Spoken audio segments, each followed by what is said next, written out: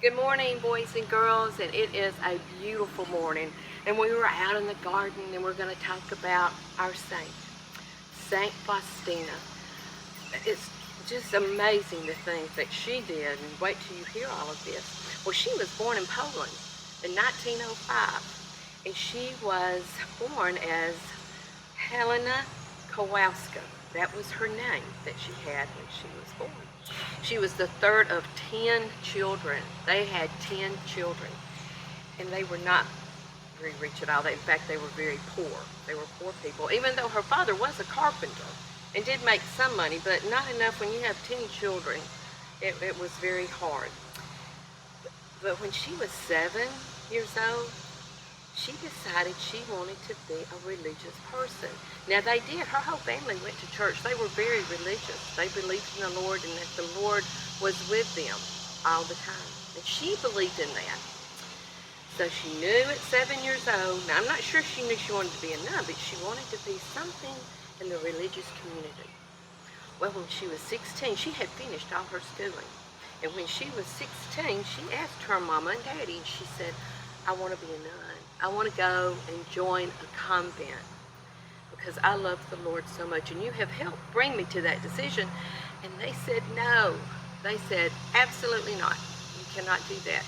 And I think maybe their heart, especially her mother, her heart was broken that she could not really tell her daughter yes, but they needed her at home. They needed her to help with the finances of the house, to help pay for the food and all that they had with all those children. So she worked as a housekeeper for years to help pay for all the things that she did. Well, when she was 19, this is just amazing. When she was 19, she went to a park and they had a dance, and she went with her sister. And at that dance, all of a sudden she's there, and she really, the people were around her, but she couldn't hear them very well at all. And there appeared Jesus. Jesus appeared to her there. And he told her, he said, I want you to move to Warsaw. Now that was a town about 85 miles away. He said, I want you to go to Warsaw. I want you to move there. And then he was not there. And she knew it was Jesus. She knew that he really did appear to her. So that very next morning, she left. She got up, went straight to Warsaw. She didn't have very much. They say that she had the dress that she wore. That's all that she took with her. She really didn't have much to take with her. They didn't have any money. So she went to Warsaw. And as soon as she got to Warsaw, she saw a church that was having Mass. So she went in and she had Mass with that church. And she told the priest, she said what had happened to her, that she saw Jesus and that she wanted to join a convent. And he did not really know exactly how to help her right then. And he told her that. He said, I'm not sure what to do. He said, but I do know a lady that would give you a room, and she's a very trusting lady. She's very sweet and goes to our church. If you can stay with her for a while until we decide what we are going to do, this is amazing. So St. Faustina is really a special person and has got a special life coming. So what we can do is this. I think we'll go to another part of the yard and sit down because I have got so much to tell you about our saint. Okay, I'll see you in just a few minutes. Bye. Hello, boys and girls. We're back for me to tell you about our saint of the day, St. Faustina. Well, when we left off, she had left to go to Warsaw. She went to Mass. She met a priest. And now she is living at this lady's house. And I want to show you first how she looked in our picture. This is the picture that y'all have now. Of course, you may color yours a lot different than me. But as we tell this story, be looking at this picture because it will tell you a whole lot about the kind of person that she was. Now, let me tell you this. She went to all of the convents, many convents, and every time she went and said that I would like to join you to help. I have this need, this love of the Lord, and they told her no. When I read that, I just could not believe that. They said no. And you know why? Because she was so poor. And that really, it didn't make any sense to me, because I thought they would welcome the poor. But I'm sure if they had done that, they had to have money. They had to have money to buy food also. So they told her she was so poor she couldn't pay for anything. All she had was, remember, was that dress that she had on. So one day, luckily, she went to this one convent. Now, I did write that down. You know, I like to write it down, make sure I get it right. To the Sisters of Our Lady of Mercy. And when she got there, she knocked on the door, and luckily the Mother Superior opened the door. And she told her everything. And the Mother Superior said this: yes, you may join our convent, but since you are so poor, you are going to have to earn money to buy your own religious habit, your religious clothing, and other things to stay here. Well, she did. She started to do that, and she became a housekeeper again, and she worked until a year later. Let me tell you about this. A year later, she became a nun. She did become a nun there, and she took the name Sister Maria Faustina. Isn't it beautiful? Sister Maria Faustina.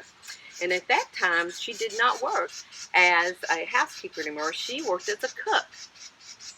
So this is a woman who was so blessed to have the Lord visit her, that Jesus visited her and told her things, right, to go to Warsaw, but she worked. She worked very hard. Well, I wanted to tell you some other things that she did. While she worked at as a cook, she became ill. And they were not sure, but she was very tired. It was a terrible illness. So they sent her to a farm to live for a while and really to rest. They came to love her very much. So she rested at this farm, and then she returned to the convent, and then Jesus visited her again. He made his presence known to her. He was there. And it said this: he presented himself as King of Divine Mercy. Told her that, King of Divine Mercy. Now, he was wearing white garments. And with those white garments, the clothes that he had on, there were pale like rays. To me, I guess it would be like a light.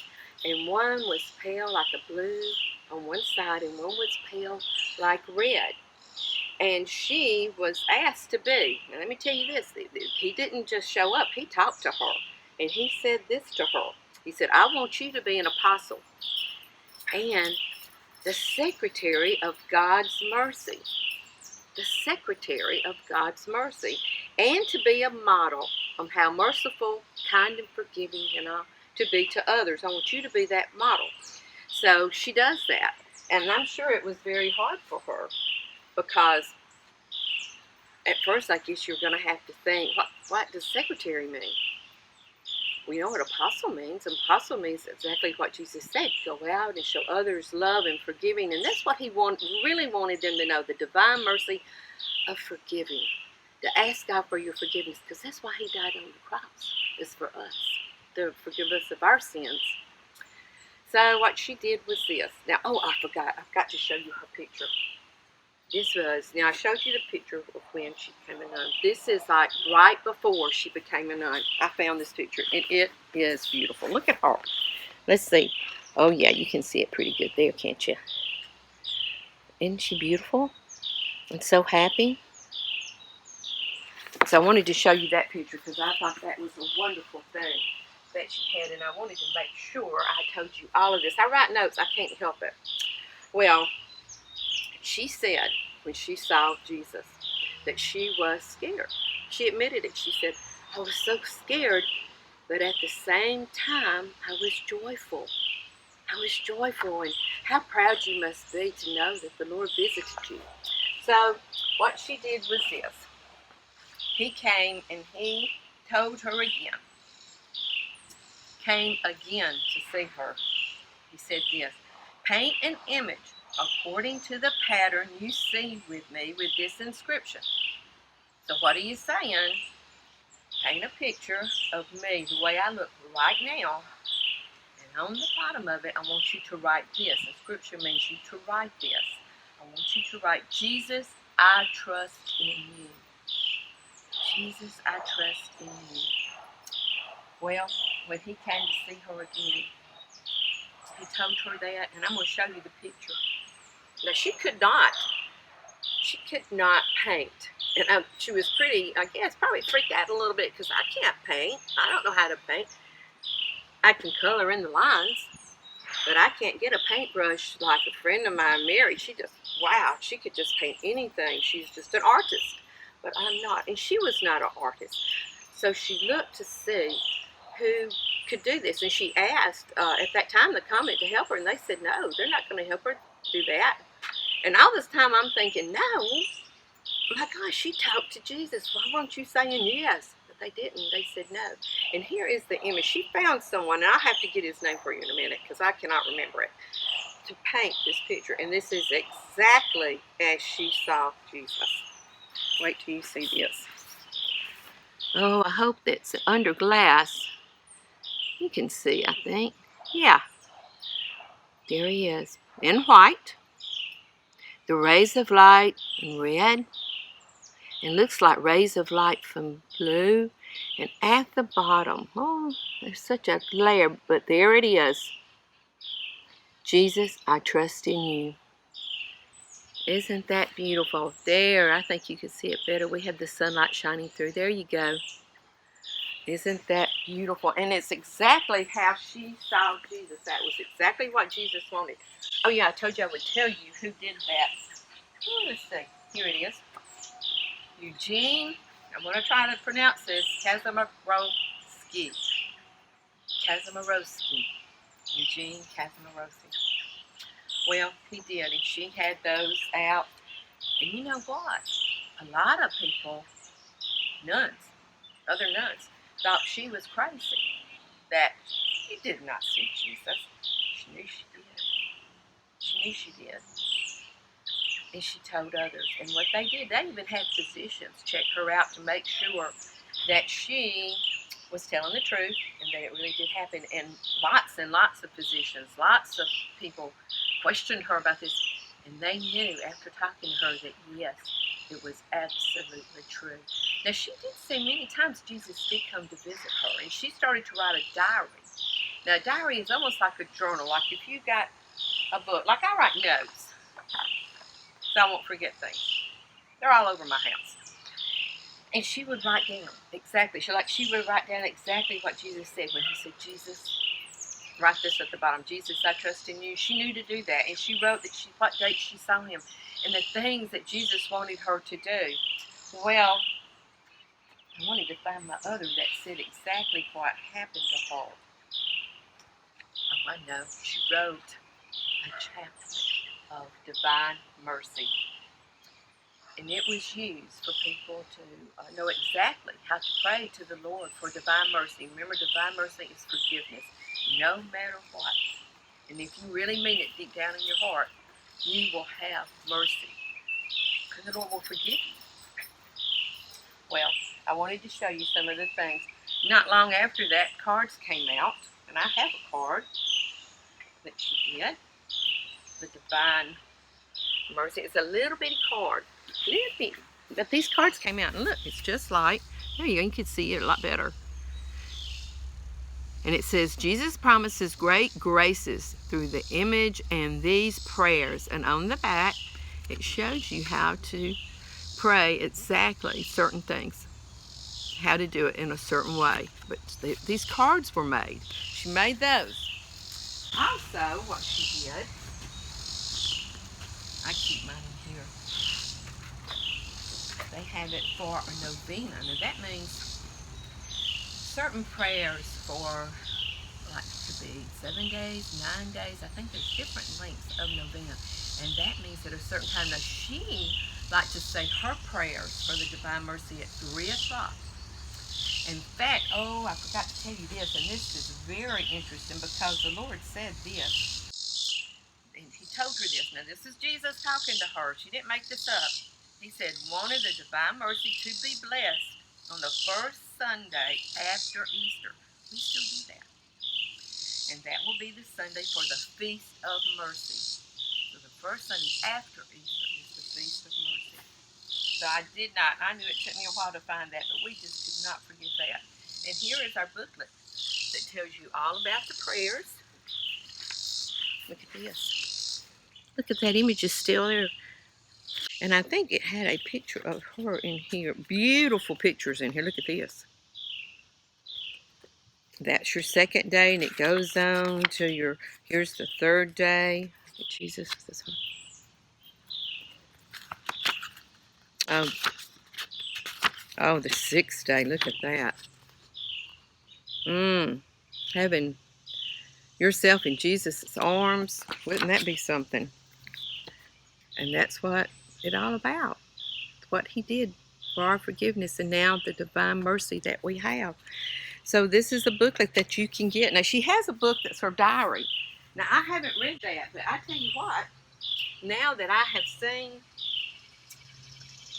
all of this and read all about her, I cannot wait to get that diary. And I had it.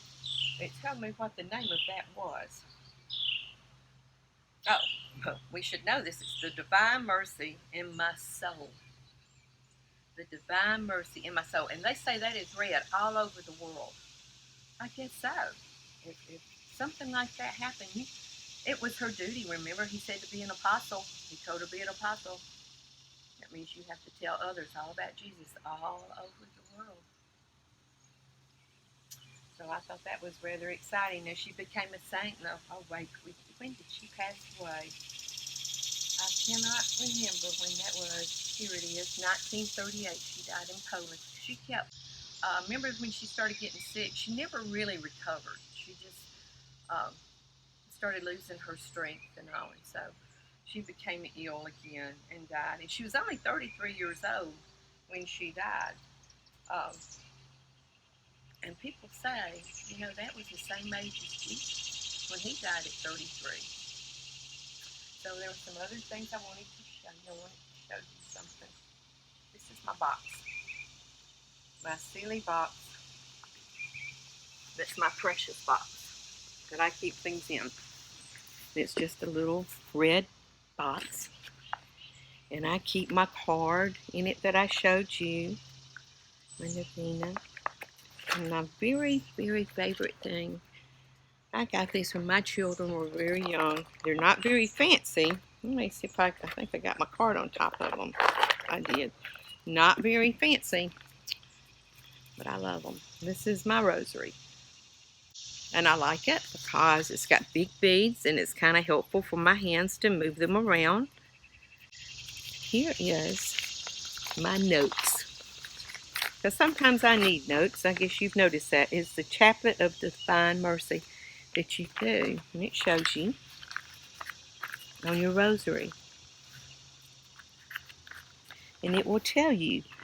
The first is to make your sign of the cross. Second is a certain prayer. Now, I won't say it right now because you can look this up or your parents can look this up for you. It's a certain prayers that you have.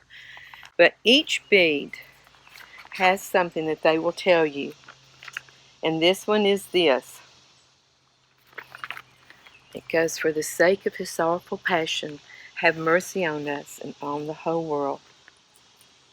For the sake of his sorrowful passion, have mercy on us and on the whole world. And you say that over and over.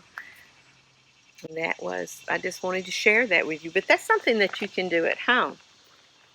Well, I just think that she is such a wonderful, special person.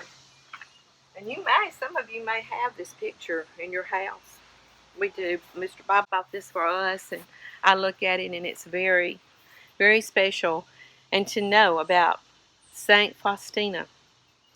Well, I hope you've enjoyed this today. We're going to have a little closing. I kind of want to show all the saints again. So I'll see you in just a few minutes. See ya. Well, here we are again in the front yard with my little tree that I love so much.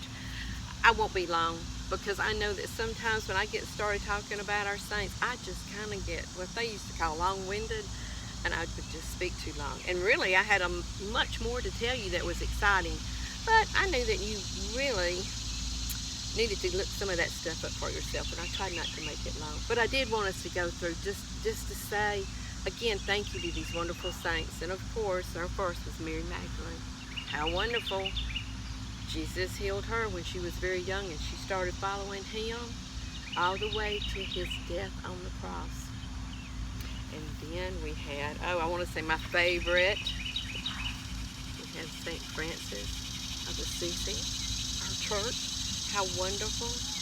I loved being out in my garden thinking about that he would go along a path and just sit and listen to nature like, I can hear birds and all now. Oh, that was perfect. And say prayers and thank the Lord for all that he has given us. And then another favorite, Pope St Paul II, there he is, who traveled widely for peace, to tell people to help those in need. He prayed for peace, he wanted peace, and that's what he did. He also helped some become saints. Oh, my favorite, I guess, St. Teresa of Calcutta. What a wonderful, I hope it doesn't blow away. What a wonderful person. It's just amazing, all the stuff that she did in her lifetime. And remember, she was so tiny and did such really big things, helped others. And then today, St Faustina, just miracle of miracles. And there, in their picture like you have, is the divine mercy of Jesus. And I think you have this picture and you can do that. Please lift these saints up sometime, or just at night say a prayer and say thank you. Well, I've had a wonderful time, and I'm so glad that we got to see you during Bible school. I love Bible school. Next year, I hope to see you in person and give you a big hug. Bye-bye. Love you.